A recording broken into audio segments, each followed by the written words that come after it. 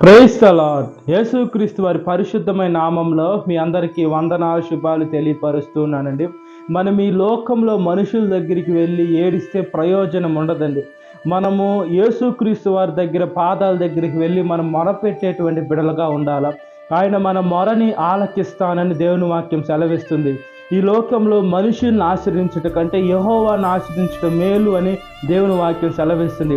మనుషులు మనకు తోడున్నామని చెప్తారు, కానీ సమయానికి వదిలి వెళ్ళిపోతారండి. యేసుక్రీస్తు వారు ఎంతైనా నమ్మదగిన దేవుడు. చనిపోయిన వాడిని కూడా లేపాడండి. దేవుడు తన వాక్కును పంపి కూడా బాగు చేసేటువంటి నమ్మదగిన దేవుడై ఉన్నాడు. మనం మనుషుల్ని ఆశ్రయించకుండా ఈ లోకంలో ఉన్నటువంటి మనుషుల్ని మనం ఆశ్రయించినా కూడా వ్యర్థం, కానీ మనం దేవుణ్ణి ఆశ్రయించే బిడ్డలుగా ఉండాలి. ఈ లోకంలో గొప్ప గొప్ప అధికారంలో ఉన్నటువంటి వాళ్ళ దగ్గరికి పోయి వాళ్ళ పాదాల దగ్గరికి వెళ్ళి నువ్వు ఉంటేనే నాకు పని జరుగుద్దని మనం వాళ్ళ దగ్గరికి వెళ్ళినప్పుడు వాళ్ళ గర్వంతో ఏదేదో మాట్లాడుతూ ఉంటారు. అవన్నీ మనకు ప్రయోజనమైనవి కావండి. ఎప్పుడైతే యేసుక్రీస్తు వారి పాదాల దగ్గరికి వెళ్తామో ఆయన ఖచ్చితంగా ఆయన చిత్తానుసారం, ఆయన వాక్యానుసారంగా మన ప్రతి ఒక్క బాధను తీరుస్తాడు. కాబట్టి ఆయన వాక్యానుసారంగా జీవించినట్లుగా ప్రార్థన.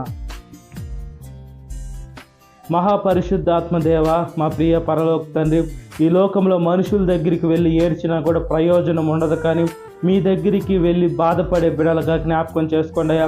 మేము ప్రార్థన ధూపంగా వేసే మీకు ఎప్పుడైతే మీ పాదాల దగ్గరికి పంపిస్తుంటామో ఆ ప్రార్థనని మీరు తీసుకొని తగిన సమయంలో ప్రతిఫలం ఇస్తానని దేవుని వాక్యం సెలవిస్తుంది. మీరు ఎంతైనా నమ్మదగిన దేవుడయ్యా. భూమి ఆకాశం గతించిన నా మాటలు గతించమని చెప్తున్నారు. యేసయ్యా, ఈ లోకంలో అనేక మంది మనుషుల దగ్గరికే వెళ్ళి ఆశ్రయం కోరుకుంటున్నారు, కానీ యెహోవాని ఆశ్రయించకుండా యేసయ్యా ఉన్నారయ్యా. అలాంటి మనుషుల్ని జ్ఞాపకం చేసుకోమని అడుగుచున్నాను. సాతాను శోధన ప్రతి ఒక్క బిడ్డని విడుదల దయచేయండి. ఈ వాక్యం విట్టిన ప్రతి ఒక్క బిడ్డని పేరు వచ్చిన జ్ఞాపకం చేసుకోండి. ఈ దినకాలపు దేవునితో నింపమని నజరేయుడైన యేసుక్రీస్తు వారి పరిశుద్ధమైన నామములో మిక్కిలి వినయం తరుచున్నాను నా పరలోక తండ్రి. Amen. Praise the lord. God bless you. Have a great day.